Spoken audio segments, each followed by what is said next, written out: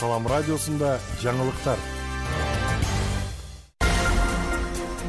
Саламатсыз бардыктуу угарман жана көрүүчү, эфирде жаңылыктар чыгарылышы, аны мен Жасмина Сайдиманова тааныштырам. Кыргызстандын тоолуу аймактарында сел жүрүү коркунучу жогору. Өзгөчө Кырдаалдар министрлигинин маалыматына алайык, 17-18 майда күтүлүп жаткан нөшөрлүү жаан-чачынга байланыштуу Чүй, Талас, Ош, Жалал-Абад жана Баткен облустарынын тоолуу жана тоо этегиндеги райондорунда сел жүрүшү мүмкүн. Республикалык дарыяларында суунун деңгээли көтөрүлүшү күтүлөт. Кызыл Кыяда Best KFC кичи кафесинен өрт чыкты. Бул тууралуу Өзгөчө Кырдаалдар министрлигинен кабарлашты. Маалыматка таянсак, бүгүн 17 май күнү таңкы саат 4:55 Кызыл Кыя шаарынын Асаналиев көчөсүндө жайгашкан Best KFC кичи кафесинен өрт чыккандыгы тууралуу маалымат түшкөн.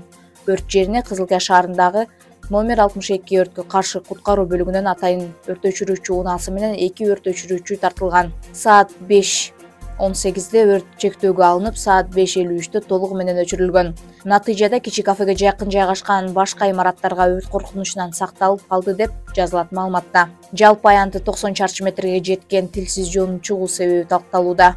Өрттөн жабыркагандар жок.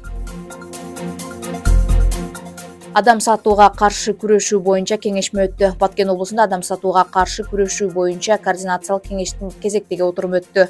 Бул тууралуу Салам медиага президенттин Баткендеги өкүлүнүн аппаратынын социалдык өнүктүрүү бөлүмүнүн башчысы Кызжыбек Тагаева билдирди. Отурумда негизинен Кыргыз Республикасынын министрлер кабинетинин 2022 жылдан 25 жылдарга Кыргыз Республикасында адамдарды сатууга каршы күрөшүү боюнча токтомдун аткарылышы боюнча маселе каралды. Жыйындын жүрүшүндө адам сатуунун алдын алуу боюнча комиссия координациялык кеңештин мүчөлөрүнө атайын тапшырмалар коюлуп, негизинен бул жерде коопсуз миграция, адам сатуунун алдын алууда негизги багыт маалымат кампанияларын жүргүзүү, ошондой эле ар бир кызмат өз багытында иш алып баруу тапшырмалары берилди.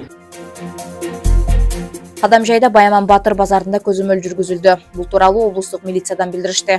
Маалыматка ылайык, Кадамжайдын Исхак Болоткан аймактарынын милиция бөлүмүнүн кызматкерлери санэпидем, ветеринардык көзөмөл милиция кызматкерлери менен Жеңиш айылдагы Баяман Батыр базарында азык-түлүктөргө текшерүүлөр жүргүзүлдү.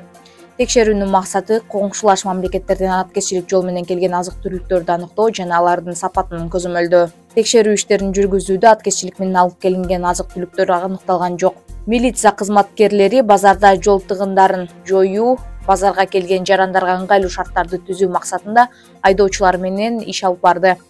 Жыйынтыгында 6 айдоочуга Кыргыз Республикасынын укук бузуулар жөнүндө кодексинин негизинде протоколдор түзүлүп, айып пулдар салынды.